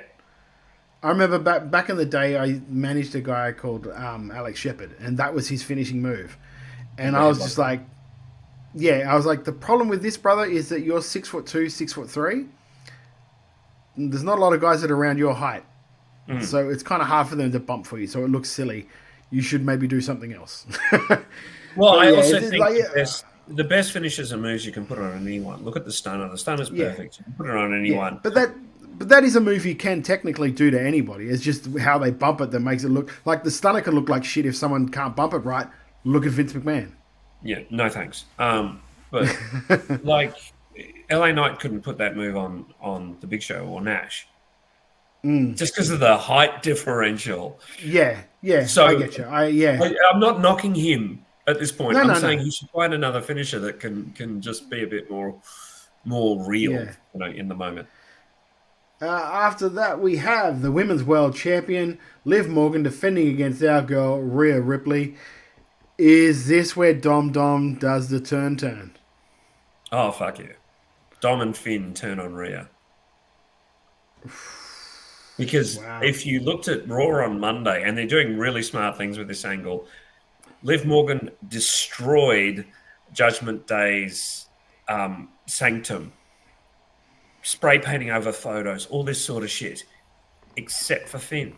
Finn's photo was not touched. So it's, I didn't notice that. I think Finn and Dom are going to turn on Rhea, and Liv's going to keep that title. Liv's got to keep the title at this point. She's been so good, while not wrestling much. She's been so good. Yeah, very entertained by this. Who do you think's going to take it? I got a little bit worried when I saw Liv's promo this week, because it was very much like, this isn't happening. Like, I'm in my head, I'm like, oh, hang on, this might not be happening. Dom might not be doing the turn here. This, because she's very scorned. She sounds very scorned in this promo, unless it's all a ruse. Of course, I think it is. Yeah. So we'll find out on Sunday, of course. Bailey defends against the clumsy one, the Queen, Nia Jax. Oh, come on, you saw the promo, that was the promo. That was the promo. That wasn't me. That was Bailey's words. That wasn't my words. They were Bailey's. Not your words. Do you think Nia Jax gets the win here, or do you think Bailey retains? I think Bailey retains because the money's in Tiff against Bailey. So I think Bailey retains and goes on to face Tiff. Or Tiff cashes in. So Nia beats her to a pulp. Bailey manages a roll up. Tiff cashes in, and off to the races. Like, she might not win, but it'll really be fun. Because I think Tiff cracking the shits about not winning, there'll be something really funny with that. So it remains to be seen, or maybe she'll call the shot at Survivor Series or something. But, I was going to say, I don't see Tiff doing it for the mere fact that they destroyed her case the other day. So the new case has got to come. The Money in the Bank purse has to come out, and so she'll have to have that for a while. Yeah, that's true. So, a bejazzled after that, Money in the Bank purse. Yes. After that, we have the World Heavyweight Champion Damian Priest defending against Gunther. Is it Gunther's time? Oh, fuck, flip a coin. I mean, Priest has come into his own of late as champion. He's been so good. They're using him well. His charisma is finally on a good level. And I don't mean that it wasn't before, but they were booking him as they booked him into a bit of a corner with some of his promos, but now his promos have caught up with that. And I am so happy to see this. I don't know who's going to take this match. It could be either of them. Gunther is so good at what he does, and Priest is Priest. I mean, Alex, you've said it all here. I'd say it's obvious the Priest is retaining, but Gunther is a trips guy. It really could go either way. But Priest is also a trips guy. You know, it really could go either way. I'm so excited for this match. Todd, what do you think is going to go down? I think Gunther is going to win it, but I think it's going to be something that triggers the whole. Like, I think Rhea and Priest are going to break away from the Judgment Day. I think you're going to see Liv be in the Judgment Day with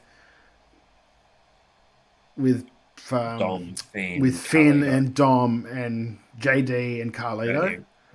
And I think you'll see Rhea go off on her own.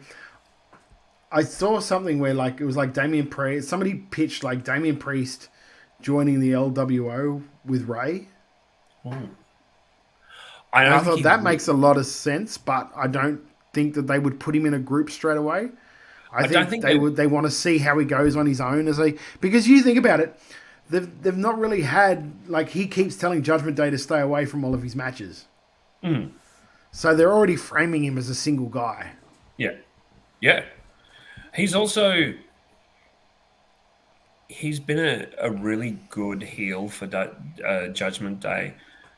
My only concern with Priest and Rhea going is you need another heavy hitter in Judgment Day. So you need someone who's really got either a heap of potential or is already really established.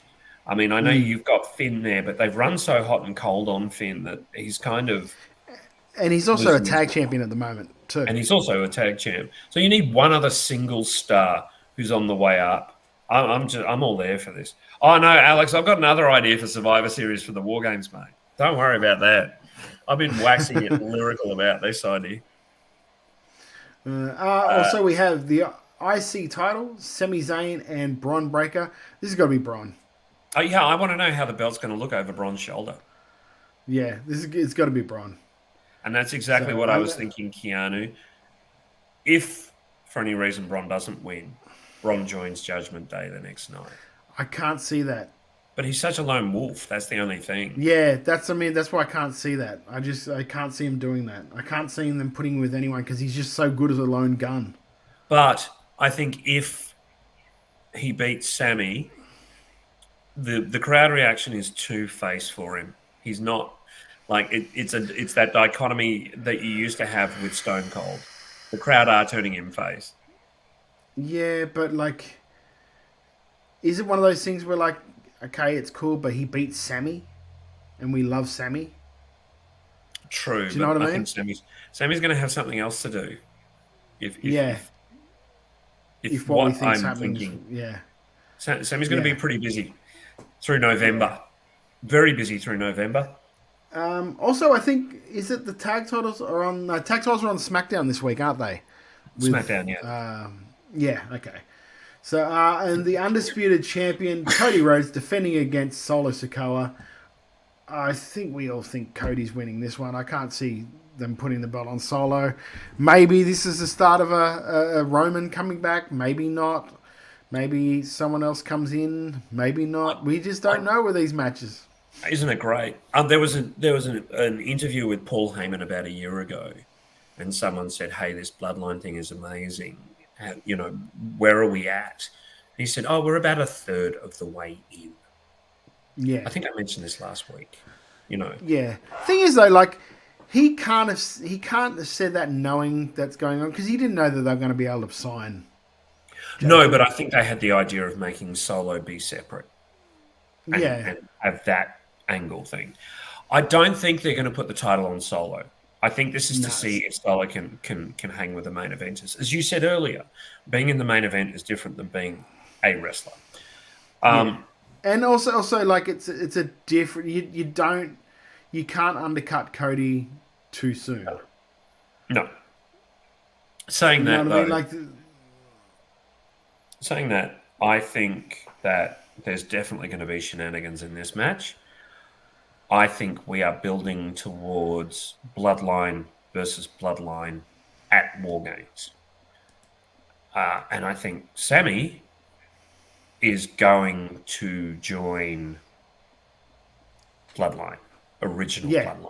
And I think I pitched that last week to you. Did you? Oh, no. Yeah. Either way. Yeah, I think because Jay and Sammy tagged up and they already had a name for their team and stuff like that. So I was like, okay, they're already. So all you got to do is get Jay on board, and then get Jay on board. Then after you get Jay on board, you get Sammy on board.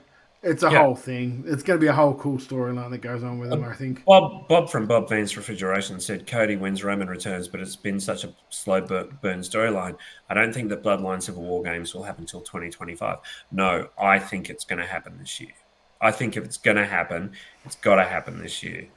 Alex has said would be nice to see Roman as a face again after being a heel. Like, God, how long at this point? 4 years. Yeah, exactly, 4 years. The amazing thing is, the promo that Solo did at the end of SmackDown finally acknowledged that he is returning. Because he said when Roman returns. It was until that promo, Roman's not coming back, acknowledge me as the leader of the bloodline. And it's now become Roman when Roman returns.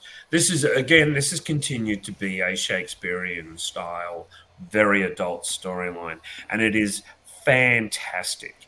And that is great. That is just so good. And you know, Andy said the crowd is going to explode for Roman. Imagine that 6 or 7 years ago. Yeah. Absolutely. Yeah. And he's the face they wanted. Yeah, he turned babyface by not being on TV. Yeah. Jamie Angus said, just want to say that I went to Renegades. What a show, bought merch of Caveman Ugg and Sam Yanis. Both were friendly. Great to see. Thank you, Jamie. I will pass that on to relevant people. Yes, no, I had to show that in because again, Aussie wrestling, that's what we're all about. So we're going to promote that as much as we can. Quick bit of a New Japan news because we've been covering a bit of the G1 and Jeff's been watching a bit of the G1, so I thought we would throw some of this stuff in. And a story I sort of sorry, my little baby pug has been dropped into me. Come here, baby. Okay, I'll read the. Sorry, mate. I'll read the standings. That's fine. In the A block, you've got Evil on 10 points, Zack Sabre Jr. on 8, Gabe Kidd on 6, Shota Umino on 6, Shingo Takagi 4, Callum Newman also 4, Sonata also 4, Naito also 4, Grado Khan 2, Jake Lee 2. The disappointment there is Jake Lee at 2 points. He's almost out of it now. But anyone else can actually step up and win it. I mean, Naito being on 4, that's not going to last all tournament. How worry you about the Suji bet going on here, brother? Well, again, B block is Yuya Yomera on 6, Konosuke Takeshita on 6, Hanare on 6, Ren Narita on 6, Jeff Cobb on 6, David Finlay on 6, Hiroki Goto on 4, Oleg Bolton on 4, Yota Tsuji on 4, and El Phantasmo way down there on 2 points. Now, I think that Tsuji can still come up and do it, but we all had Tsuji somewhere in our finals. Yeah. So, that may not happen, but by geez, Takeshita's been wrestling out of his boots. Jake Lee is so good. Again, you look at him and go, there's the future. And Evil, I don't like that Evil's being pushed that well. Neither do I think that that Ren Narita is a great fit for Torture Palace, whatever the fuck they're called. Oh, yeah, I hate that shit. I hope they get him out of there because he's too talented to be in with I hated when they put Showa Yo in there as well because that was my favorite guy. I hated that he was in that group. I'm like, oh, great, that ruined him. A bit of bad news though, and I wanted to cover this because he's sort of like Aussie adjacent. New Japan Pro Wrestling announced that Kozai Fujita has suffered an AC joint injury and will miss the remainder of the G1 Climax 34 tour, that sucks because that poor guy has been through the injury ringer, and he's the absolute future of that company. Like if he gets healthy and can get a bit string some time together and being healthy, he is going to be an absolute star for New Japan. Well, there was a reason that Zach and Robbie chose him to be part of, TMDK. Yes. There's a reason he's been in that role. Yes, 100%. 100%. Absolute sweet boy. So, well, it's time for us to do what this show is named after, and that is making chicken salad, mate. We'll start off with the shit because we get the shit out of the way before we get the good stuff. Jeff, what has been your chicken shit for this week? Okay. I have an open letter to Tony Khan. Excuse me. Dearest Tony, he has actually. While I admire your little product, I am extremely aggrieved by the fact that there seems to be no other wrestler in your company aside from Darby fucking Allin. Certainly Darby has talent, and certainly I have enjoyed watching Darby in the past. However, your increased tendency to push Darby over the rest of the company is exhausting me and many in my intimate circle. Tony, please revert back to using Darby Allin only periodically. Now he is no longer with Sting. I don't only find him boring, I find him monotonous and extremely difficult to watch. Yours sincerely, Jeff Setti. P.S. Can I buy a light? Never mind the rest of that. We'll finish that there. The funny thing is, like, he won the match with. He got the match with the TNT match, Blood and Guts or whatever I think it was, on the same night that he won the Battle Royal afterwards. Like, they taped those two shows back to back, so he got 2 title shots in one night. Just ridiculous.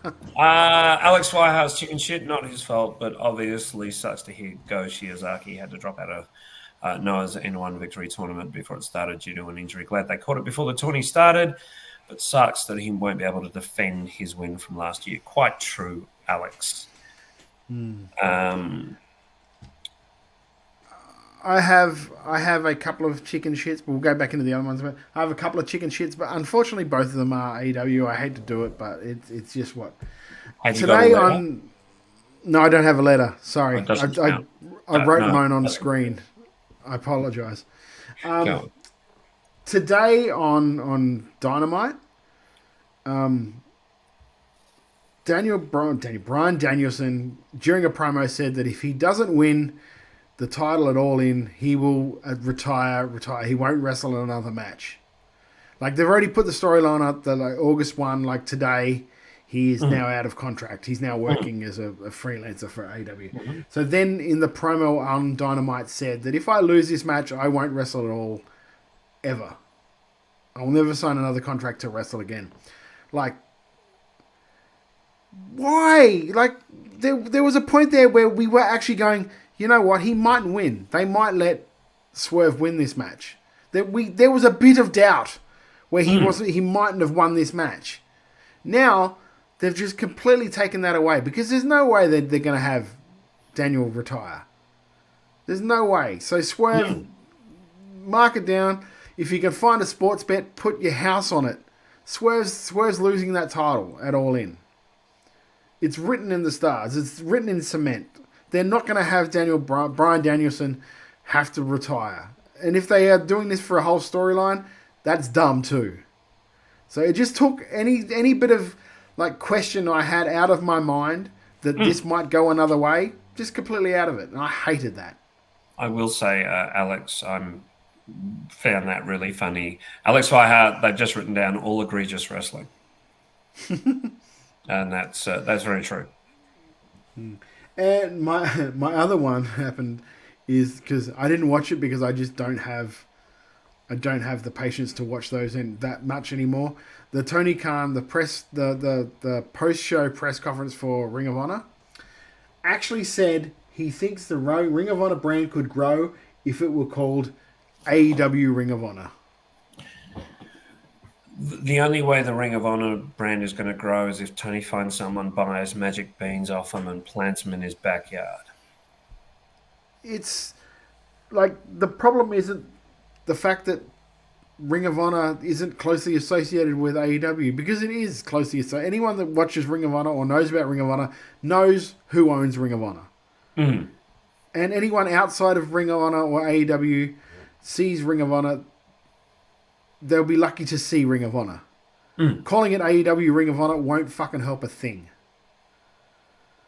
Like, it's just... I don't know why he thinks, like, I put more stock in the brand name of Ring of Honor than I do All Elite Wrestling. I hate to say it, because it's got the history to it. AEW's got 5 years, and a lot of those years are patchy. Okay. So, yeah, they're my chicken shits. So let's read some chicken salads from people. So we'll go. Yeah, I'll start with Andy from Bob Vance Refrigeration. His chicken salad is All Japan's streaming service is free during August. They're doing some fun stuff with a really fun new champ in Yuma Anzai. And Kento Miyahara is the most underrated wrestler in the world at the moment. Yuma Agoya. I'm so sorry. I'm messing we up. don't have Lachlan here. We apologize for this. Boy is another super talented guy in his 20s. All Japan is on the cusp of a massive resurgence. If they can hold the talent, showing it for free is so smart. I agree. I think that's great.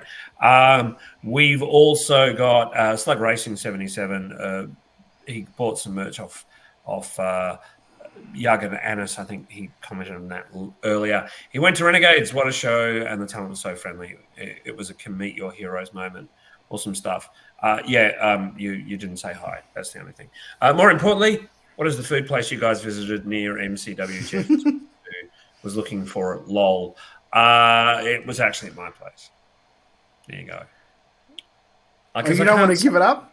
No, because then you'll tell me, you'll go, oh, we're not sponsored by them. So I'm not going to talk about 1-800 No, you can. No, if we keep saying it, we might eventually get sponsored one day. You can take in a little show reel, and then you'll be fine. Look, we talk about you so much, guys. I might be in line for a free lasagna slice. Yeah, exactly. Yeah, it's 1-800 lasagna. It's down there. Get yourself fed, brother. My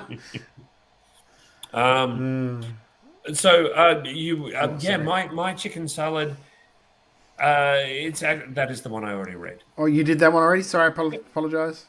Sorry, my feed's a little screwed up. Okay, well, I have. You do yours, but I'm just putting it out there so we remember it. I can read that now. I'm enjoying ELP's storyline at the moment in New Japan. I'm legit curious to see where it's going to go, whether he's going to get his confidence back or just turn heel and possibly turn on Jado. That is Alex Fireheart talking about their chicken salad. I apologize. I did not mean to misgender you, Alex. I have 2 chicken salads. Firstly, how good is it to have Australian wrestling shows for free on YouTube? Like we've said it for a few weeks, but having the show we look at this week, Slam Wrestling, right there on YouTube is great. Having all of these great shows on YouTube, you just go, you type in the name of the company you're looking for, and you watch away. And there's hours and hours of free Australian wrestling on YouTube. Brilliant. Couldn't be happier. Yeah. PWA tomorrow night. Yeah. Friday night for those listening. PWA on Friday. It's free. I have a couple of other bits to talk about. Firstly, Joe Henry in NXT and being able to cross over and do stuff in TNA and still appear in NXT. Same with the Rascals. Really nice. Really nice. It makes wrestling exciting again, and particularly in NXT, because you don't know who's going to show up. And also the build to SummerSlam. Like, you look at every match has had decent focus. There's nothing in that card where you're like, oh, that's a Tony Khan match that they've just put together at the last minute. Yeah, nothing where you're like, oh, that's come out of nowhere. No, this all makes sense. It's all logical, and I'm excited for all of it. The only thing I regret about SummerSlam is there's no meaty tag match. I always like a meaty tag match on the show. Yeah, yeah. That's a minor complaint. What's going to be there is so good. I mean, I probably, if I really had my druthers, I would probably move DIY and Jacob and Tama to SummerSlam, because that'd be a fucking cracker. I cannot wait to watch that. It's going to be great. I mean, I think that Jacob and Tama are going to win. But which sucks because DIY literally just got those belts. Oh, yeah. Yeah. So, I've actually got 3, and you are not going to believe what one of those chicken salads are, my friend. I'll leave the third one for the main event, because you will be shocked. We won't be able to get higher than that, and so we have to go home after it. Right. My first one was, of course, Roxanne Perez and Thea Hale at NXT Great American Bash. That was a really good match. If you get the chance, go and check that out. Those two ladies deserve to be on the main roster. And maybe when Julia and Stephanie come in, that gives those 2 guys a chance to move up. So, because that was a really, really good match. Well, I think also, I don't know if you agree, but I think the gimmick, the Thea Hale gimmick with Sexton and Mr. Injury Guy, Andre Chase. Yeah, Andre Chase University. It's made for the main roster. I think they're ready. I think all of them can go up, because I think it'll be so fun. The only thing about that is that it's very Alpha Academy-ish. Yeah, but Gable's more a heel. I know. But he wasn't always. No, that's when it first started, it was very much like that. My other one is if you've watched Bloodsport, Charlie Dempsey and Royce Isaacs. That is a great style of Bloodsport match. I really, really enjoyed that. Just the transition of moves and stuff like that. Really, really good. Also, the Creed brothers did well on that as well. So go and check that out. And my third and the main event of this chicken salad. Get ready to be absolutely shocked, Jeff. Lee Moriarty and Wheeler Yuta at Ring of Honor Death Before Dishonor Pure Rules. That was a really good match. Who are you and what have you done with Todd? See, I told you. Yeah, look, there's no surprise. They're actually both really good workers. Like, I know you're not the biggest fan. I know you are the biggest fan of Wheeler Yuta, but you're not the biggest fan of Lee Moriarty. No, and that's so right. I think Hate Tiger Star. You just need to get on board with Lee a bit more. He won for me, Toddy. Alex Firehart has just said Takeshi to me has more of a chance of becoming IWGP Heavyweight Champ over ever becoming AEW World Champ. Almost wish he'd ditch AEW for New Japan. Here, frickin' here. Yeah, but what was that? Sorry. It was an accident. I was queuing something up. I also just want to mention a few things. Firstly, the work they're doing on Otis at the moment is absolutely fantastic. They have a star in Otis. They're going to use him well. You can see they're using him really well, and it's really interesting. The other thing, I'm finally interested in Dexter Loomis. Never been much of a fan of the guy, but there's the Wyatt Sick. Wow, what a great promo on Monday. Yeah. Really explained that he was given the keys to the kingdom and he wasn't the guy to do it at that time. Just a beautiful promo from him. That continues to be fascinating television. And I'm also, as I said earlier, all in on the Liv Morgan Rhea Ripley rivalry and seeing where that winds up. Yeah. Who knows? Yeah. You know. And if you want to be all in on everything that's happening in Australian wrestling, make sure you subscribe to us. We are free. You can do it on YouTube, Apple Podcasts, Spotify, anywhere you get your podcasts from. We're also here on Twitch. Yes, sorry, Jeff. That was a great... I worked really hard on that segue. It was good. It was good. So apparently Stephanie Vicker posted a photo over the weekend of Julia and Delta. So... I mean... Oh, yeah, it was made by Black Mass Designs. I saw that. Yeah. So take it with a pinch of salt. I don't think it means anything myself. It wasn't official WWE release. Until we see Delta coming out, shaking hands with Triple H, with a Performance Center t-shirt on or coming out at NXT, I'm not going to believe anything myself. Because, Todd, you know people, you haven't heard anything? So if you haven't heard already, make sure you subscribe to WRA. It's free. You can do it on YouTube, Apple Podcasts, Spotify, or anywhere you get your podcasts from.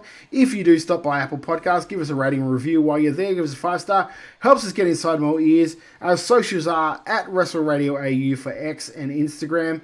Wrestle Radio Australian merch is, of course, on Redbubble. And the proceeds go to Beyond Blue and Gotcha for Life. We're also here on Twitch.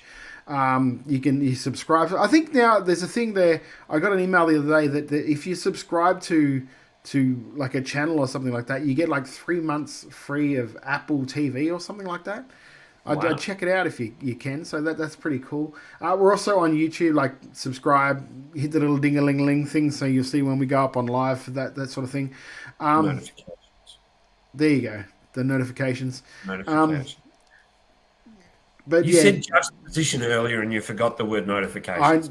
Some nights you confuse the shit out of me, man. Stuff has to get pushed out for other stuff to go in, all right? If you can, just like spread the word about the show, spread the word about Australian wrestling, because it's why we're here, it's what we love. It's the shit. Like Australian wrestling is so good at the moment. We're in the crest of a huge wave of just really, really good stuff that's happening all around the country. We want you to see it. We want you to be a part of it. We want you to tell other people about it so they can see it and they can be a part of it so they know how good these guys are down here in Australia. Jeff, is there anything else that you want to say, mate, before we send us off? No, just to mention that WrestleBrain has got some news coming up. So also follow that on the socials to find out about that. And hopefully Lachlan's back next week for nothing else than his pronunciation of Japanese names. Japanese, yeah, because the G1's still going. I massacred one or two of those, particularly the AEW names, so I apologise profusely. Oh, mate, that will happen. Keep your eyes glued and that stuff like that to our socials and all that, because we've got some stuff in the pipeline. I got some interviews lined up. Hopefully that might come off, and if they do, it'll be really good to sit down and chat with these people and stuff like that. Also got some other ideas that I might pop on streaming and do some stuff coming up. So keep your eyes glued for that sort of stuff. But until then, for Jeff Setti, I'm Todd Eastman. This has been Making Chicken Salad. Lachlan, we miss you. Please come back soon. I can't keep doing this. P.S. Tony, you let Miro go. Why? Here I was, blaming AEW for feeding you chicken shit, knowing you mindless millennials would be eating it up as if it were chicken salad, when it's really been your fault all along. Make chicken salad out of chicken shit. People is